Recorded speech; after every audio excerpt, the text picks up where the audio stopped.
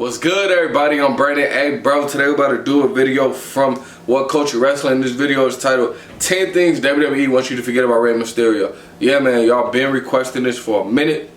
I'm finally getting around to it just for y'all. Don't even trip. I like Rey Mysterio. Rey Mysterio. Like, I like him, you know what I'm saying? He always be doing flips and stuff. He'll jump from the top rope, wrap his legs around your neck and like flip you and throw you. To me, that shit look dope, bro. I'll be like, oh. But we gonna see what WWE wants us to forget. Before we hop into it though, make sure y'all leave a comment down below letting me know what y'all want to see me react to next.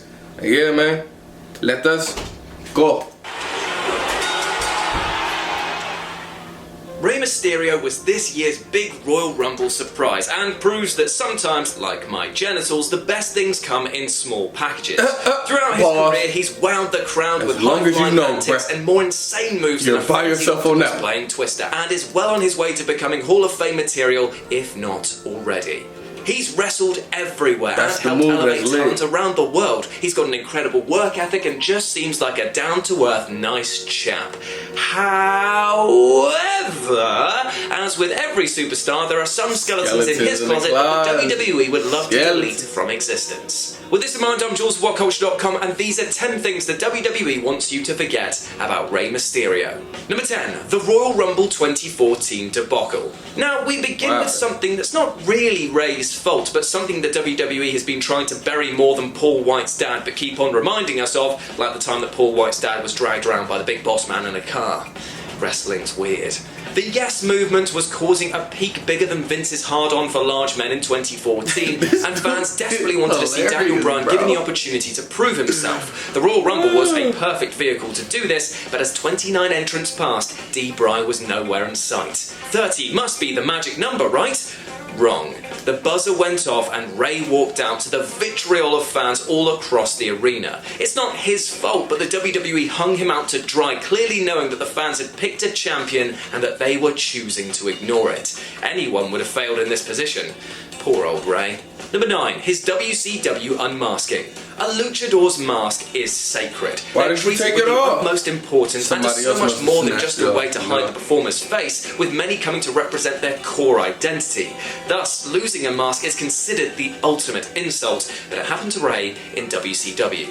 Mysterio was strongly against it, but had no choice after losing a mask versus hair match to Scott Hall and Kevin Nash. His boyish features were exposed to the world and Rey's mystique was gone, though he did remain a cruiserweight staple. The mask returned when he joined the WWE in 2002, but while his new employers always respected its significance, a quick Google search is all it takes to pierce the veil. Number 8, injuring The Undertaker. Wrestling, much like trying to make content here that isn't a list, is inherently dangerous. It's important not to be too harsh on wrestlers who inadvertently inflict real harm within a staged fight, but unless they turn it into a storyline, the WWE would prefer to bury most examples. One such incident took place in May 2010. Mysterio was wrestling The Undertaker on SmackDown, but a botched seated senton, a move that he's done 1,000 times before, saw him land not on Taker's back, but dinking the dead man's head, handing him a shattered orbital bone, broken nose, and a nasty concussion. This put The Undertaker on the shelf for several months, prompting the WWE to devise a convoluted storyline that had him fall into a weird vegetative state following an off-screen assault. It was all done to mask the botch, as getting sent to the injury reserve by a man half the size of him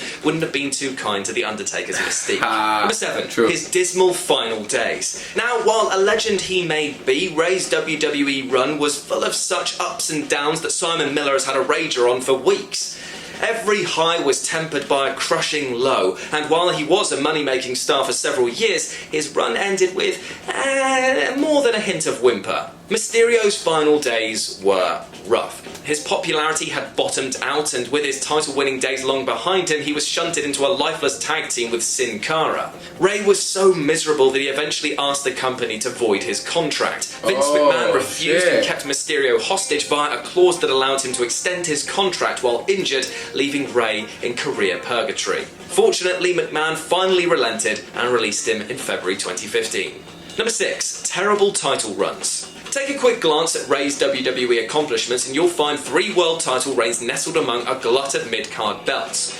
Now, while this he got the title 3 times. That's runs cool. with the big titles, are generally regarded as some of the worst in WWE history. Booked like an underdog throughout his career, WWE unfortunately took this way too far when Mysterio won the big gold belt in 2006. This diminutive chap lost regularly and his credibility was eroded long before dropping the strap to King Booker. Rey regained the World Heavyweight title in 2010 but lost it after a couple of weeks. Then in 2011, Mysterio won his first WWE Championship, only to give it up 2 hours later when John Cena grabbed his famous shovel and did one of the most comprehensive burials. That's kind of shady. It was very hard to watch. That's kind of shady, bro. WWE dropped the Junior from his name. While his wrestling dynasty isn't as celebrated as the Guerreros or Harts, Rey is part of an extended family of wrestlers, and his original ring name, Rey Mysterio Jr., was a nod to his uncle Rey Sr., who trained him back in the 80s. Okay, he carried the Junior suffix all the way through his time in Mexico, ECW and WCW, but it was stripped away when Rey joined the WWE. An odd move given Vince's fondness for family legacies, but given that Rey Mysterio's predecessors aren't particularly well known outside of their homeland, perhaps the chairman thought that dropping the Junior would have been easier on his mainstream audience. Also, spitting in the face of lineages built up outside of the WWE is kind of Vince McMahon's thing. Number 4. He refused to lose to Dolph Ziggler. Dolph Ziggler's career has been, for lack of better words, a bit of a mess, and up until very recent contract negotiations, entering into a feud with him was a mark of death. Things were different though in 2009 when he was thrust into a run with Mysterio for the IC title. Ziggler was originally booked to take the belt at SummerSlam. It would have been his first major title run, but Rey had other ideas. He outright refused to take the fall and walked out victorious instead, though John Morrison then unseated him 8 days later. Ziggler, though, he had to wait another year for a run with the belt. Sheesh. In fairness, Mysterio's argument was that he said that he wanted to build towards a lengthy series of matches between him and Dolph and felt like losses would hinder that. Still, no wrestler wants to be associated with disobeying the bookers. Number 3. Jeered at One Night Stand. When fans of the ECW One Night Stand pay-per-view in 2006 were told they'd be seeing the one and only Sabu facing off against Rey Mysterio, there was understandable hype. The pair were well known for their high-flying antics, and at least one of them was well known for being a mad. Therefore, it was a great shock to see their match end in a no competition. Now, the jury is out whether or not this was a work or not, but rumours abound that it was Vince who said that he didn't want his guys to look weak in the face of extreme expectations, so may have snubbed the win for either man to show them as equals. He didn't really take into account that fans of ECW had seen Sabu literally patch his body back together in the ring rather than end a match early, and basically offered up Rey again to the Wolves, who this time instead of biting and clawing just booed and hissed very loudly, and were rather sweary. Naughty boys. Number 2. Exploiting Eddie's death. Eddie Guerrero and Rey Mysterio were close. So close, in fact, that the latter has the initials EG tattooed on his body. And unfortunately, WWE weren't shy of exploiting this. Eddie passed in 2005. Rey started dedicating matches to his friend's memory, and soon after, he became a record-breaking Royal Rumble winner. Mysterio entered a feud with Randy Orton, and that's when things got, yikes, if you know what I mean.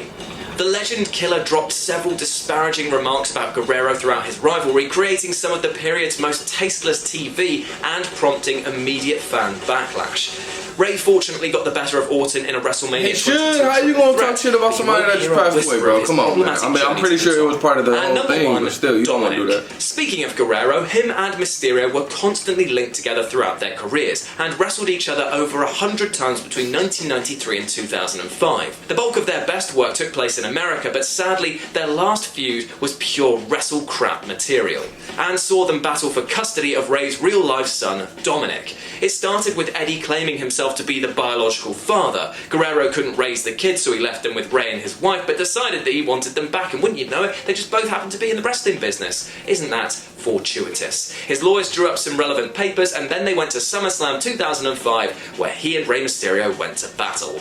Rey won, but the story was a mess from start to finish, with the match quality its only saving grace. The idea of two spandex-clad grapplers wrestling for custody of a child is ridiculous enough, but poor Dominic looked terrified throughout, and it stands shamefully among WWE's most grossly on-the-nose attempts at portraying a serious issue. Hey guys, WWE always doing some crazy shit. I thought this was going to be things that like Rey Mysterio really did, but if we keep it 100, most of the things on these lists were were things that WWE made Rey Mysterio do. Like, you know what I mean? They did the homie dirty, bruh. But yeah, Rey Mysterio, he's a beast. We all know he's a beast, man. Let me know what y'all thought down in the comments below. Don't forget, like, comment, subscribe. See y'all next time. Peace.